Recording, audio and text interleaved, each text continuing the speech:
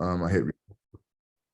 Now, one thing I will say, far as the requirements for the paper, that may change, right? So when I pull up the syllabus and you see like the page length and the word requirements, don't get too stressed out about that. That may not remain intact, okay?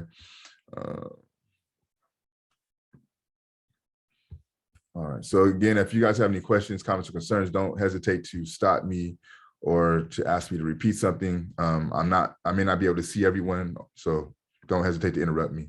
So we have so again, and even this, the total of 3 essays is not gonna be like what you think. There won't be 3 separate essays. All essays will bleed into one another, okay? So again, the 1,500 words, these are what I had to put on there based off of the requirements for the university. We probably will not stick to that, okay? But this is where it is important. I would like you to investigate potential problems they uncover while engaging course material. The problem can pertain to the discipline, Africana studies, or an issue that plagues the Black community. The question portion of your journal may prove useful when developing your problem. In the second essay, again, this is all one essay, okay? The second essay, students will investigate sources, books, articles, and essays that will be useful in addressing their problem. Students must also articulate their aims for the paper, and their hypothesis. In the third essay, students will combine the work of the previous 2 essays and produce a final paper. Investigating your problem. Paper should be anywhere from 8 to 10 pages or 6,000 words, no more than 12. Again, these may change, right? But what is concrete and what we will not alter is the question should drive your essay, right? And how we are going to think about the first, second, and third essay. So the first essay, I just want to know what the problem is. I may just strictly that, right? Like, what is the question or the problem that you'll be dealing with? You don't even have to write the essay itself, but I just want to know what the problem is, okay? Once you give them that to me, that first portion of your essay is fine. The second part of your essay, I'm going to ask you for what's called an abstract. The way to think about an abstract, right? If you have a motion picture or a movie, the trailer is going to be your abstract, right? So the whole essay itself is going to be the movie. The trailer for that movie will be the abstract for the essay. So a brief paragraph that will pull the reader in, that will let the reader know what problem you're dealing with, how you seek to address that problem, the aims of the essay, and your hypothesis, okay? And then the third essay is just going to be the actual essay itself. Again, the page length or the word requirement may adjust, just seeing on how we kind of close out the semester. Based off of what I've said so far, does anyone have any questions? Is this for the midterm or is that just for the final essay, all this? This is for the final essay. We're not dealing with the midterm till next week. Oh, okay, my bad. All for the paper. Any other questions, Kevin? Okay. Okay. I guess I'm just a bit more confused about the question for the first portion. How you have to talk about it's a bit vague. I'm not sure exactly. I'm going to go into more details. Give me 1 second. I haven't gotten to that portion yet. That's where we'll go into my actual paper. Laura Ann, did you have a question also? And then Brianna? Yes, I have a couple questions. Is there like a specific outline guide that you're gonna have for us to follow? Yeah, so what we'll do, we're kind of gonna go through that now, right? So I'm gonna kind of walk you step by step through those 3 processes. So we'll deal with the first portion being the question now. I'll show you how a question plays out into a larger paper. Once we've gotten through that, I'll show you what an abstract is and what that looks like, which will be the second paper, if you will. And then the third paper, you're just going to actually write the physical paper itself. Does that kind of make more sense for you, Lauren? I think so. And then also, when is this assignment due? It's the last thing that'll be due of the semester. So the last day of class. Okay. Yeah, and the goal is to have you, it'll be a buildup. So it'll be due the last day of class, but maybe like, I don't know, within 3 weeks, right? That paper 1 stating what the problem is will be due. 3 weeks after that, your abstract will be due. And then to close out the semester, the final paper will be due. Brianna, did you have your hand up?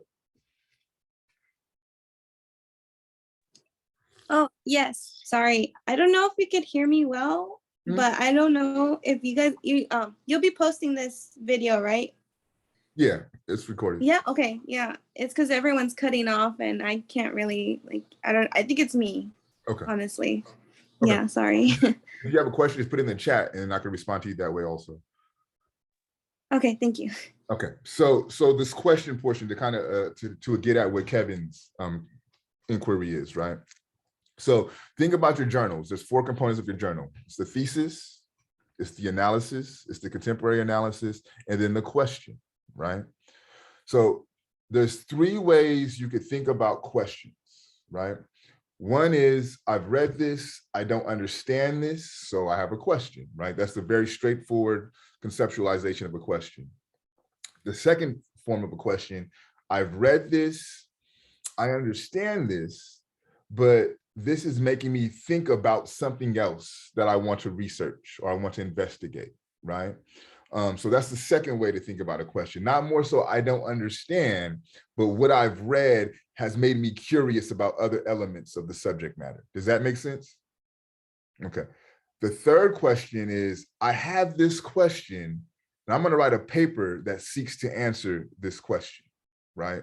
So this third iteration of the question is really where I want you all to be at as scholars, right? So let's say from this week going forward, when you're producing your questions as it pertains to the readings that you engage week to week, I want you to think about the questions from the second iteration, right? I find this interesting, so I may go investigate this further, ask those type of questions. I'm not saying to go do the investigation, but I want you to start thinking in this way, right? Ideally, more apropos is, this is something I want to investigate to the point that I'm going to write a paper, right? That's where I want your questions to begin to evolve to. This is where I want you guys to start thinking about as scholars. This is part of your intellectual development, right? Producing productive questions. Joanna, you okay? You looked a little confused. Just want to check in with you. You okay? Yeah, I'm just thinking about the question. Okay, no worries. So, and this is why I asked you all to bring your journals. Flip through those journals, look at those questions and see which ones is so interesting to you that you may want to either A, investigate further, or B, write a whole term paper about, okay? So I'm going to show you a paper that I wrote, and you'll see the first paragraph of the paper is nothing but questions.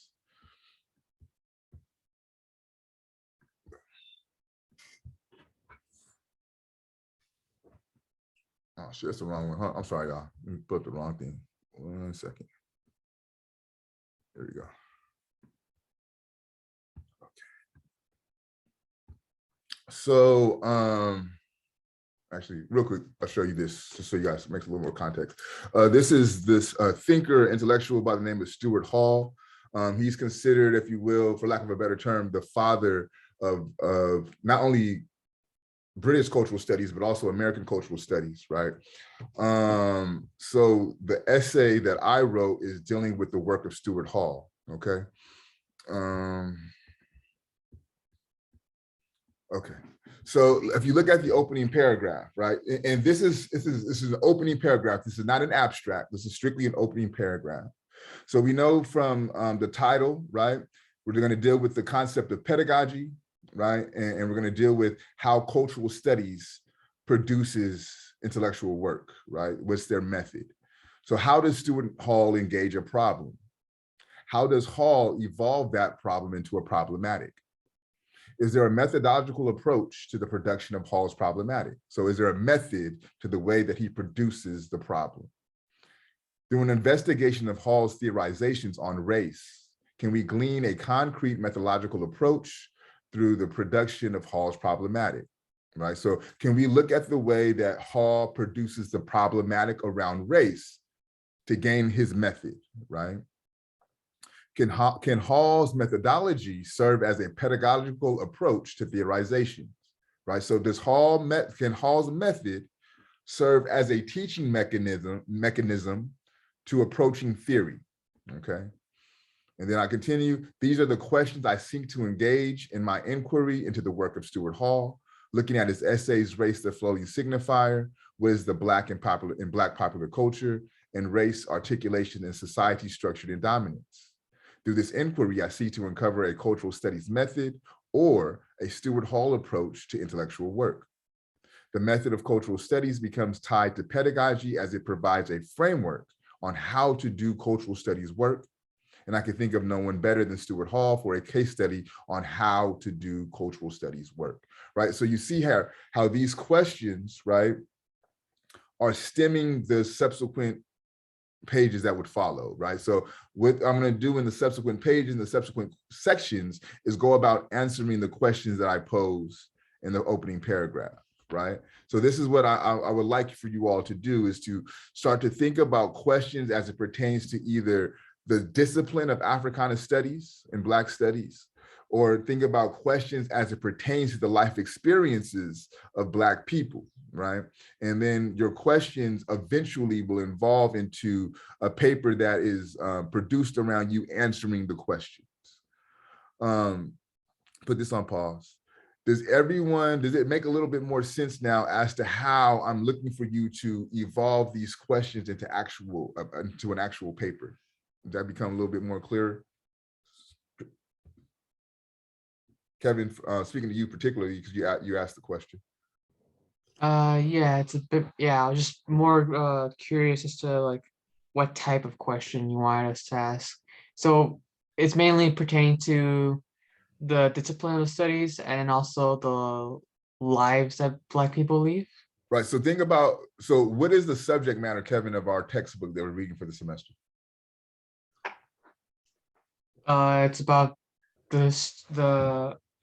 well, obviously it's about Black studies, but it goes more into depth about all around like I don't know, it's kind of difficult to answer because it goes into a detail of like a lot of areas. It goes into art, it goes into But who's culture. art? Who's art? Huh? Who's art? Who's art? Who's culture? Black people, Black studies, or Right. Black art. So take a step back, right? Your question is going to center around the discipline itself, right? So we've read so far, what is the discipline of Africana or Black studies, right? That's what the whole first 2 weeks of reading were about. And then Karanga goes into further detail talking about what's happening within the life experiences of Black people, i.e. their culture, i.e. the artistic expression, i.e. their social, political influence, etc. right? So this is what I mean when I say either the major concerns of the discipline or the concerns of the life experiences of Black people. So those questions can center around those two prisms, right? So your question, for example, could be,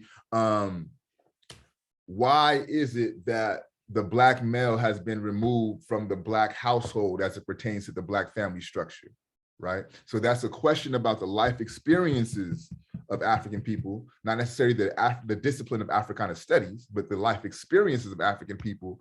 And then your paper would be about going to find information within the book that will support and give you answers to your question. Does that make a little bit more sense for you, Kevin? Yeah, that makes a lot more sense. Thank you. So, and another thing, I'm not gonna really tell you what type of question to ask because that's part of your intellectual curiosity, right? I want you to ask questions on things that you find of interest, right? Because it's gonna be very boring to write a paper that you have no interest in. So I don't think it would be wise for me to tell you what type of question to ask, because that's going to determine what type of paper to write, right? So I want you all to be independent thinkers, to be independent scholars, and think of things that you found of interest, right? What are some of the readings that we covered so far that you really were interested in, that you really enjoyed, that provoked a lot of thought for you, that provoked a lot of question for you? That's probably a reading that you're gonna want to write your paper about. Does that make sense? The more interested you are in the topic, the less hard and the less struggle that you're going to have writing the paper. Another thing, right? This is probably a lot more advanced approach to writing a paper than you ever came across. But this is the type of approach that you take when you're doing PhD level work, right? This is the type of things when you're in grad school, they're going to ask you, well, what's the problem that you're working through? what's the question that's driving your paper? So I know this may seem a little opaque to you all. I know that I'm doing this on purpose. I'm causing you to stretch yourself intellectually. I also believe that you have the power and the capability to do this, right? You guys show me your intellectual capabilities, and I know you have the capacity to do it. Unique? Like say, if I wanted to write my paper on colorism, would that be acceptable? Like questions that I found out in the book? Yep, absolutely. Oh, okay. So this could be something, a question could be like, how does colorism produce hierarchies within the Black community, right? And you just go about investigating how these hierarchies play out and how colorism seeks to do so. That's a great topic. And everything has to come from the book? No, you can use outside sources. I would say I would limit it to at most 3 outside sources, because I don't want you guys to spend all your time trying to read other material, right? That's what's going to put more work on you. Yeah. But you can definitely use outside sources. But again, I'm just going to say at most 3, because I just don't want to put extra work on y'all. Well, no, it's because I've read this one book on colorism already, and it's suitable for the book. So I just want to know if I could use that outside source. Yes, absolutely. Absolutely. Okay. Absolutely. Any other questions? What is the minimum for sources needed? So the minimum 2, I'll say 1 from the textbook, 1 from an outside source, but do not do any more than 4, 3 outside sources, 1 from the book itself. So minimum 2, 1 inside, 1 outside, inside being the text itself, the maximum being 3, maximum being 4, 1 inside, which is the text, 3 outside. Does that make sense? Yes, thank you. Any other questions? Yes, please. Yes, Baba.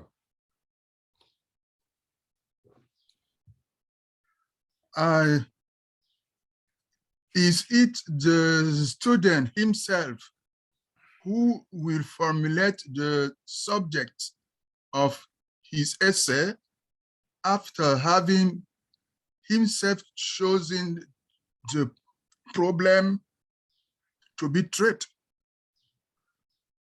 Yes, absolutely. Yep, that's it. That's exactly how that'll work. Okay. Yep. So what I'll do then, now the dates may change. I'm just throwing some dates out there, but let's just say, for example, right, on the 12th of April, I'll have a check-in with you all where you need to tell me what your problem is, right? And I'll say, okay, that's a good problem. Boom, you can move on to the next phase. And then just hypothetical, I'll say again, on the 26th of April, I'm gonna ask you for your abstract, right? And then you'll provide me the abstract. I'm like, boom, your abstract looks good. For then I'm gonna leave you, at that point, I'll leave you onto your own devices to get the paper done by the end of the semester. I will have like little check-ins, but that's kind of be how like the structure of it will be. So it'll definitely be self-driven from your point, right? It'll be up to you to come up with a question. It'll be up to you to develop the problem. It'll be up to you to find your sources, and up to you to write the paper as well. Other question, the essay 2, it will be an analysis or an abstract of the document. Yes. The analysis or the abstract? It will be the abstract. The abstract. It won't be the analysis, just the abstract. Okay.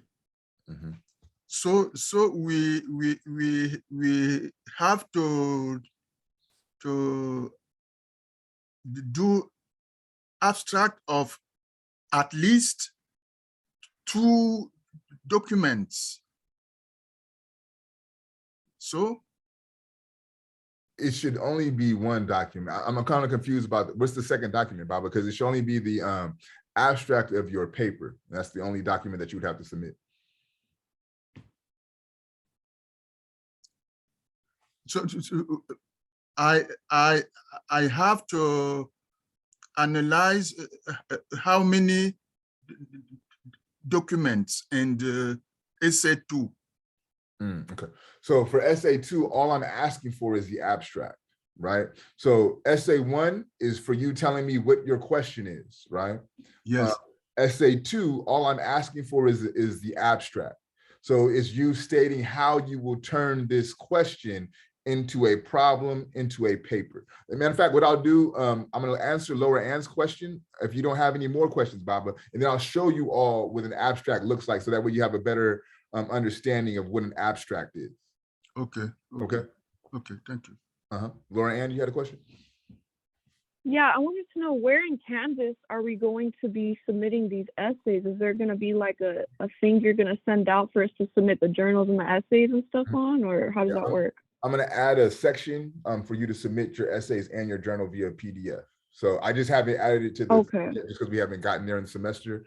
I try not to put too much on the Canvas first, because I don't want to like inundate y'all with information, kind of have you take it as it comes. But there will be a section for you to submit not only your journal, but also the essay as well. Also, where can I find the recorded videos in the Zoom on since I'm the online class, because I can never find the recorded. Yeah, you're right, because I posted to the hybrid class. So what I'll have to do for you, Laura Ann, send me an email and I'll just send you a link with all the recordings, okay? Thank you, I will do that. So is there any other questions before I pull up an abstract for you all? Okay, give me 1 second, let me find an abstract.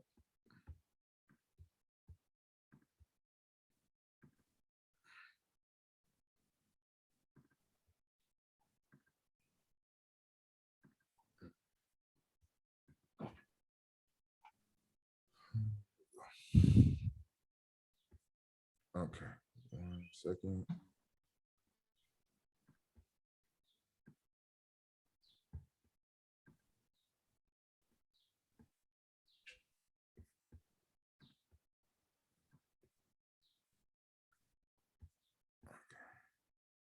So this is an abstract. In this chapter, the author proposes that education, which historically has been mainly under the jurisdiction of religious institutions and has been administered by spiritual leaders and attendants, is a sacred and spiritual transaction. Thus, churches and schools are equivalent and have the same spiritual obligation, which is to create in an individual a new spirit. Given the spiritual nature of education, we see the colonial schooling system as a conduit for spirit infusion that provides the opportunity not for only acting white, but also for the possibility of becoming white by spirit possession. This line of thought leads to the main objective, which is to dismantle the current notions of African-American student success that is often positioned as going to or graduating from college rather than getting out of the schooling process altogether, right? So within this, you can see what the problem is, you can see what the aims of the article are, and also a potential thesis or hypothesis, right? So within this, right, the problem could be articulated as how we understand student success, right? By acting white. The problem could also be this idea of spirit possession, right? They tie into one another. So that's the problem. The definition of schooling, of success from schooling through the conduit of spirit possession or by acting white, that's the problem. The thesis or solution rather, we could be positioned the idea of getting out of these institutions, right?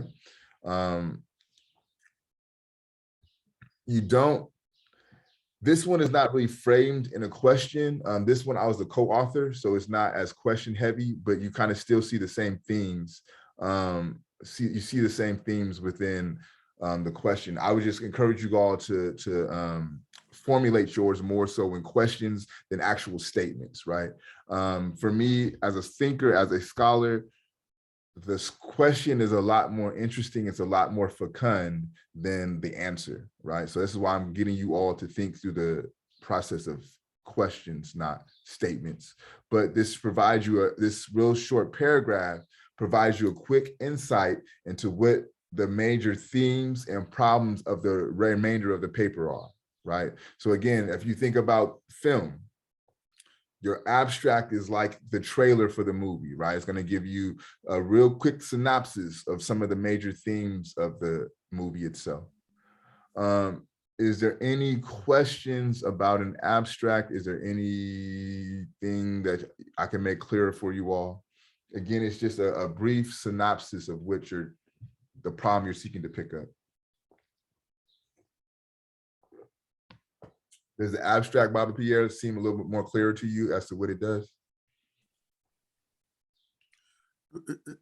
If we can see all the abstract to see the length. Yeah.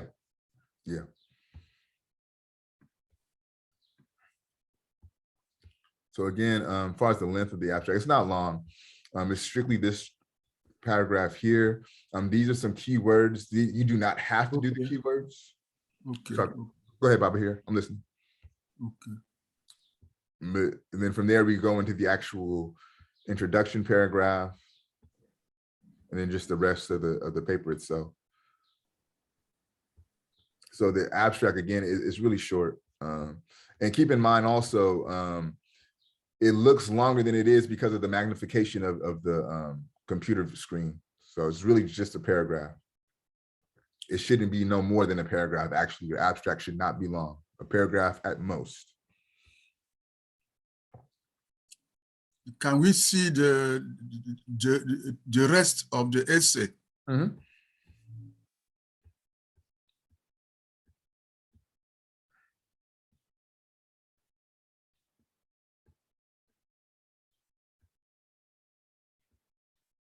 And if you want, what I could do is I could post this to Canvas. So that way you could kind of see how the abstract encapsulates what's going on in the rest of the paper.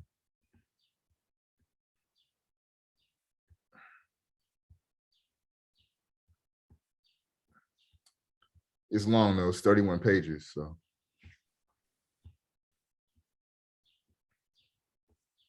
Professor? Yeah. Are we gonna need a title page, bibliography, and like all that stuff? I don't really trip off of that. I don't care. As long as what I'm more concerned with is just a nice introduction. Your abstract will be included into the paper. So long as you give me the abstract, which you already have done, because that's your second essay, right? And just go in from there to your introduction paragraph and just get it popping. I'm not, I don't really care about all of that. One thing I will say, how familiar are you all as far as your citations? I know like most of you, like APA is what you're using? Yeah, APA, that's what yeah. Okay. Or MLA too. Okay. I believe that's perfectly fine. Whatever you guys feel more comfortable with, go with. I would just throw out there, right? Chicago for me, right? And you may not be familiar with Chicago, but a lot of the humanities work is done through Chicago. I like Chicago because it does not break up the flow of the reading.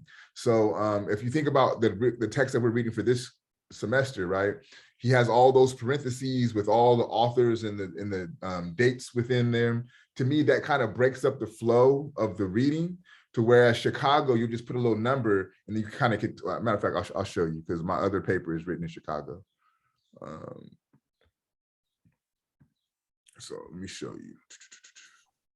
Oh, no, it's the wrong one, sorry.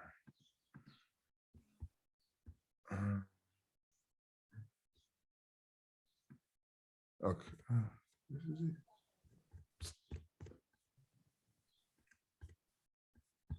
Sorry, hold on, bear with me.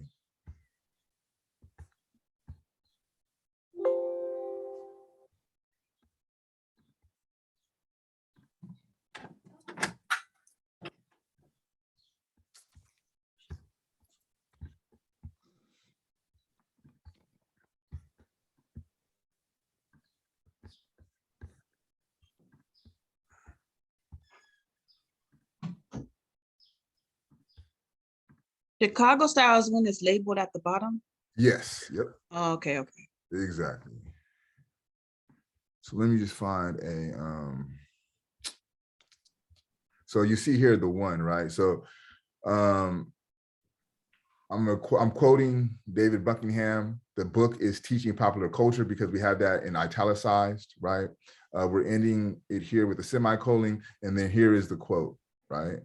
You put the little italicized 1 at the end of the quotation, and then at the end of the paper, there's a citation mark. And then what also happens is, so, and I actually, I fucked this up, but so if you notice 4 and 5 are from the same text, which you could also do with a Chicago style, is instead of writing Hall, comma, Stewart, comma, and David Moore, whatever, you could just put IBID, IBID, and then you could put the page number, right? So technically from 4 down to 15, it should all state, actually 4 down to 12, because if you notice, it's all volume 1, and then we start with volume 2. So from 4 down to 12, it should all read IBID, IBID, which means the same as above, and I could just provide the page number, right? And then you'll notice it doesn't really break up the flow of the reading. Let me try to find one that's not a whole block.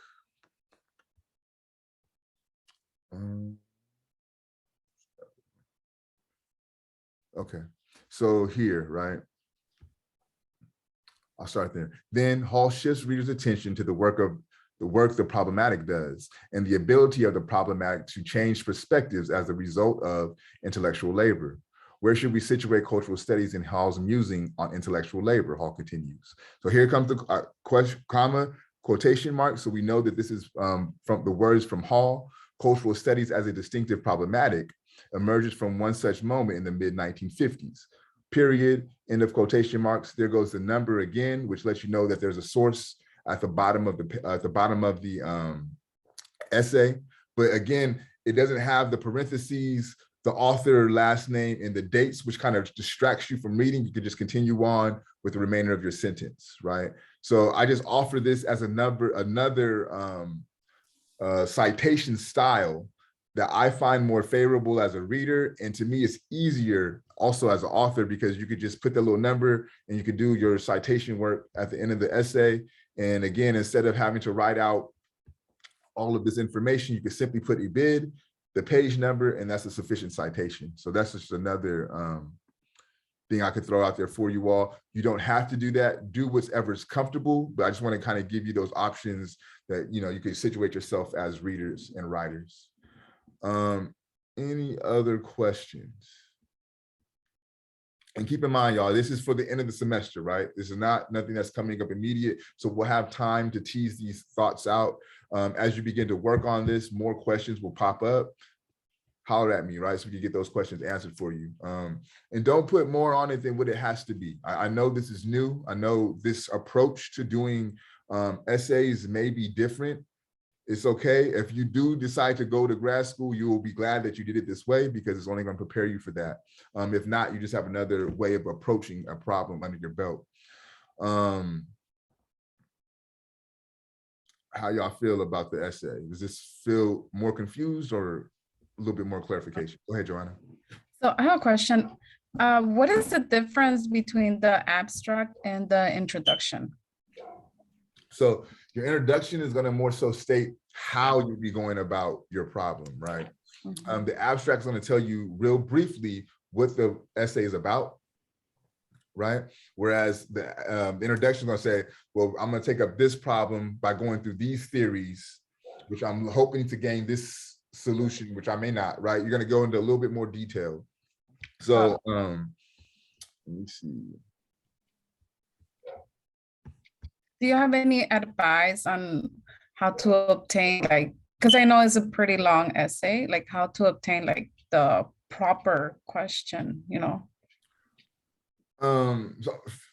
So for your personal essay, you're saying, how would I get the proper question? Yeah, like how do you know like what to write about? Sorry. Yeah, good question, actually. So what I would do, Joanna, is I would look through my journals and I would read the questions in my journals, right? And then any question that kind of stands out to you, or, you know, kind of makes your spirit jump up, then that would be the one to go through. Because what's going to happen is, let's just say that the question is good, right? You got a hella good question, but you're not really interested in that. It's going to make the paper very hard to write. You know what I mean? On the flip side, let's just say that your question's all right, but you're really interested in it. I would rather you have an all right question that you're interested in, because I could help you develop the language for the question, right? That's not really what I'm worried about. I'm more so looking for you to find something that sparks your interest, right? They say for your dissertation, there's two things that produce a good dissertation. A really, really good ass question, like you, a really good question, or something that pisses you off. Those are the two kind of paths to go down to when it comes time to write your dissertation. Because if you think about a dissertation, right, it's like 200 to 300 words that you're probably going to try to write within a year to 2 years time. It's going to be a lot of time and effort dedicated to that. So you want to either be really interested in it or curious about it, or it just pisses you off to the point that you could produce 300 words because of it, right? So I would say look for something that moves you, and that's where you want to situate yourself. All right, thank you. Mm-hmm. Any other questions? And if you like, you guys could start emailing me the question that you have, and we could kind of talk about which one you think is good or which one you're most interested in, and that could help, you know, evolve your questions into your paper. Any other questions? Okay. Wait, hold on, sorry. What if you have many things that speak to you? Like, what if there's many questions that just stir up your soul? Okay, that could be good, but it could also be bad, right? It could be good in the sense that, so if you notice that the questions that I posed in my paper, right, it was like 4 or 5 questions, but they're all around a certain subject matter. But how many questions could be bad is it could put you in down to so many different avenues that your paper is all over the place. So how I would answer that is try to think about, are there subject matters that you kind of can group together or that speak to one another? Then locate yourself there. But if they're like way far out and they're 2 different subject matters, then you want to kind of hone it down to one. Could you give me, if you feel comfortable, some of the themes that are speaking to you? Well, I mean, there's colorism, there's sexism, there's like, well, I haven't read much about the children, but it's just like those kinds of questions, like where it talks about like, how, you know, the colorism of how like you've had to like break yourself down to fit into a narrative of like not being yourself. Mm-hmm. And then either your voice gets stompled over because you don't fit the picture, the mold. And then like the sexism part goes in with, I mean, I think you answered the question. Like a lot of the things that I had that speak to me kind of intertwine with each other. Yeah. So another way, just listen to you, Unique, another way that you could frame this, right? So a big umbrella term for what you're talking about is called othering, right? So I'm going to other you because you're lighter than me or because you're darker than me is what we call colorism, right? I'm going to other you because you're a woman and I'm a man, what we call sexism, right? So your overall umbrella problem could be othering, right? But you're going to approach the problematic of othering through the experiences of colorism and through experiences of sexism, right? So your large overall conversation is othering, but you're really wanting to talk about colorism and sexism, right? So this is a way that you're able to address a multitude of issues, but it's one comprehensive paper. Does that make sense? Yeah, that makes perfect sense. Like I've heard of othering, but it didn't come to my until you start speaking on, like, it is like that's the bigger umbrella, but yeah. Perfect. Yep. And again, like we could have those type of conversations that Unique and I just had throughout the semester, right? If something pops up, we could take some time throughout the semester to have those conversations. As we continue throughout the semester and have our readings, start reading and think about, yo, could this be a paper for me? Is this something that I'm interested in? And we could talk about it throughout the time that we have together in class, right? This is part of it's part of the development. So I'm all for that. Any other questions, comments, or concerns? Okay, so with the time that we have left, we're like at the halfway part of the semester, and I like to have these open-ended conversations, like these check-in dialogues, and this is really with the intention to check my performance as we've gone through half the semester, see things that I could do better, things that are not working with you all that we could adjust. Speak if you want to speak to the things that are working. I'm not more so concerned with the things that are working, because we're just going to continue to do those, but I really would like to know what could be adjusted, what would make your learning experience more efficient and more edifying. And I'm asking you to be brutally honest. I'm a grown-ass man, my feelings won't be hurt. This is really just to improve my pedagogy, to improve my approach to education. So please be brutally honest. It's not about, you know, my feelings or anything like that. I'm perfectly okay with this, but it's really about improving your experience. Because again, as I told you all at the beginning of the semester, it's not me facilitating education. We're in an experience together. So anybody have any insight or options or ideas to improve our time together?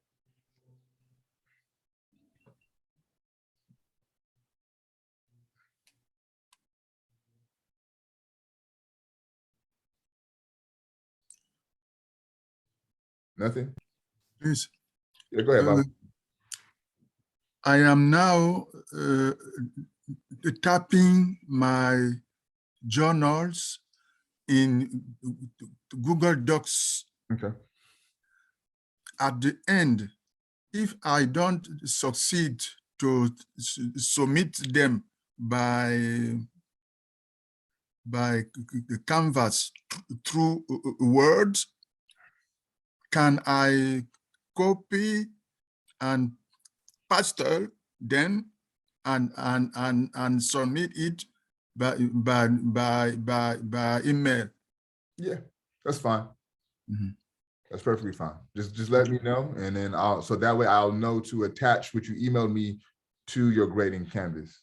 Okay. Thank you. You're welcome.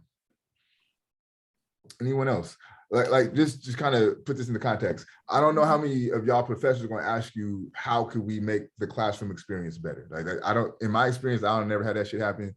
I don't think many professors are going about that. So I say that to say, take advantage of the opportunity to like place an imprint on how you go about your educational experiences, right?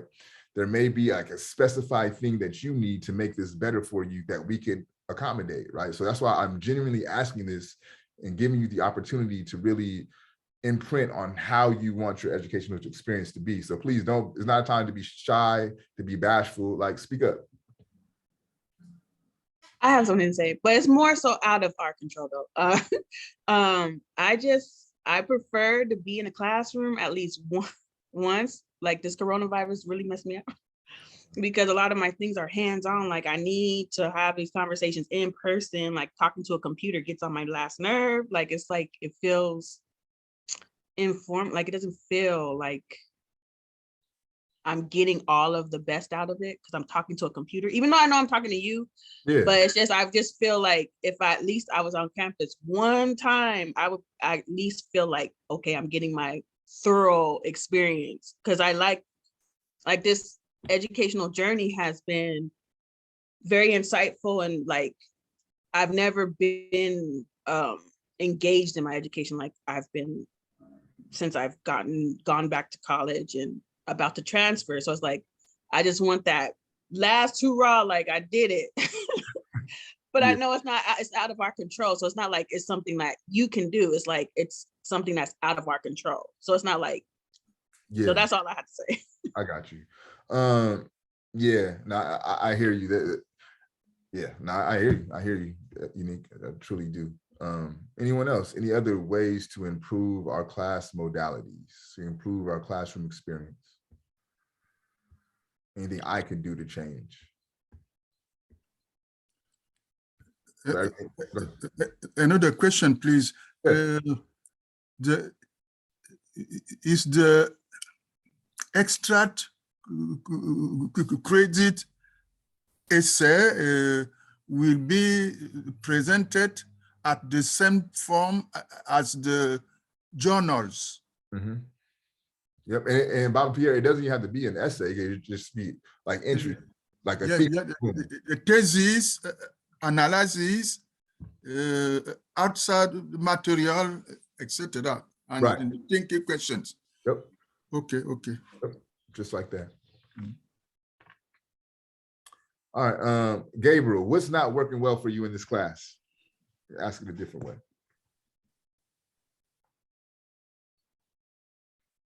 I think for me, it's not really anything.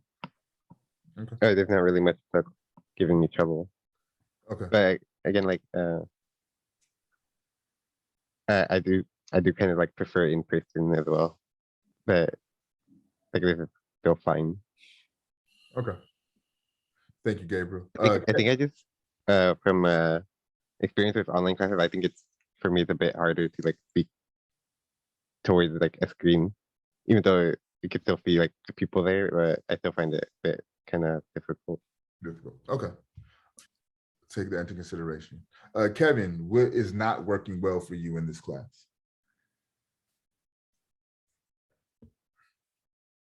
Yeah, no, same. I don't really have any issues or problems with the class. It's been pretty straightforward and easy so far. Okay. Brianna, what could be done better in the class? Put it that way. And I know you're having some audio issues, so if you can't speak, you can put it in the chat, but I would like to hear from you. What could be done better?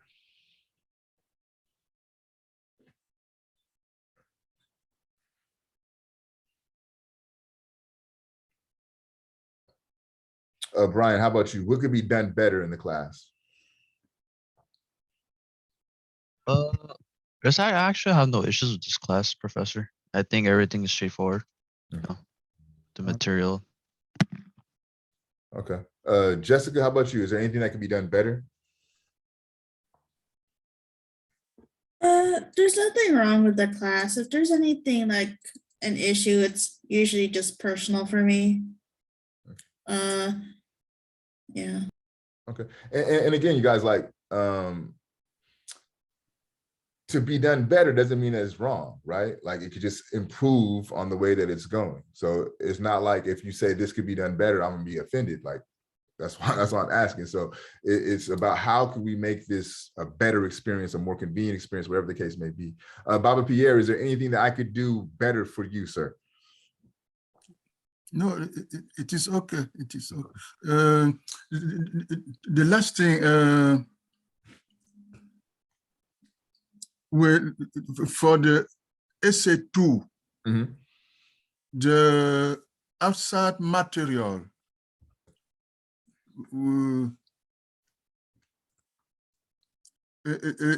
is one outside material or two? Just one. Only one. one. Okay, one. And really, Baba Pierre, you won't need that for essay 2 because essay 2 is your abstract. So we wouldn't need the outside material just yet. The outside material will come into play when you start to work on the final portion of the essay. Okay. Claudia, what could be done better for you? Yeah, I think the only thing I can add on is when we break out into our discussion groups, just making sure we go over the questions very clearly before, because I would blank out on them sometimes. Okay, so I guess it's just personal for me having a better reference. So the questions in the chat aren't working for you? You would want a better way to understand what those questions are? Yeah, because when we break out into the rooms, it disappears for me. Okay. I try to state the questions before we send you off into breakout rooms. I didn't know that they disappeared from the chat, so I would have to see how we could do that. Maybe it would be about me joining the breakout room, putting the question in the chat, and then leaving. I don't like to join the breakout rooms because I don't want to make my presence pervasive within the whole classroom experience. So I kind of want you guys to have some independent learning time. But I'll play to see how we could kind of rectify that for you, Claudia. Thank you. Unique, did you want to add anything else as far as how we could improve what we're doing?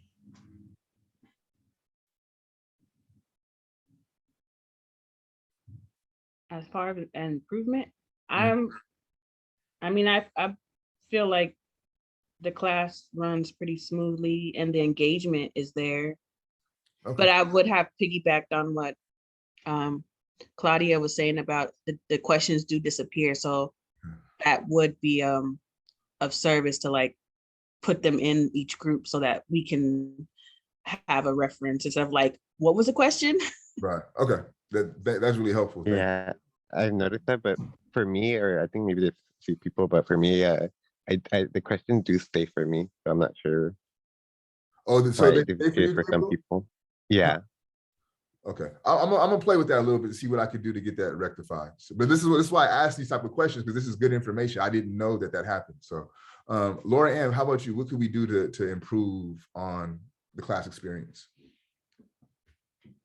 I think the class is doing pretty smoothly for me. I mean, I'm doing good. I feel like it's pretty smooth. Okay, thank you. Joanna? Well, I enjoy the breakout rooms, just having a chance to talk to my other classmates, probably expanding the time a little bit more could be good, So it doesn't feel like that we're just, just here and just having that interaction and hearing other people's opinions. I've enjoyed that. Okay, and then, too, I have like the time structure of this course is more designed for my Cal State courses, which are like 1 hour and 15 minutes. Where we have 1.5 hours here. So what I could do is give you 15 minutes in the breakout room. So that way you have a little bit more time for engagement. So I'll make a note to do that going forward. Marcus, how about you? How can we improve your class experience? Well, there's like I feel like for me, I feel like I'm doing really good in this class. And I feel like for me to improve is that answer more questions better in person than on camera and Zoom. So that way, when we're like face to face, I can ask you like, what do you like need for me to improve like my skills or writing like stuff that I need to get better at. Okay. I don't, as far as the in person, because realistically speaking, right, like these classes are offered as online courses. Like they were originally designed to be strictly online. And I spoke to the chair and I was like, yo, I think we're kind of missing out by not having some type of engagement with the professor, is why we offered the hybrid model, and the hybrid model being offered online as far as the Zoom model. I don't know going forward if I'll have the ability to make this in-person type of class. That's really going to have to come down to a conversation with the dean and the provost. But I definitely hear, comments from, yourself, Marcus, from Gabriel and Unique, just how, in person is not the same. So I will be in conversations over the summer to see what that will look like going forward. I know that won't do much for y'all, but just I hear you, and I hear how you feel like you could be missing out a little bit on not having these conversation and dialogue in person. So it'll be a conversation I'll have when I meet with the chair later on today. Go ahead. I'm sorry. Go ahead, Marcus. Another one. I feel like for me, we could, like same as Joanna said about the breakout rooms. I feel like we can have like a more good conversation about when you talk about like each topics on the chat. I feel like we could like expand it a little bit more and talk about like more briefly. Okay. Definitely. I'll definitely do that. I'll give you all 15 minutes in the breakout rooms.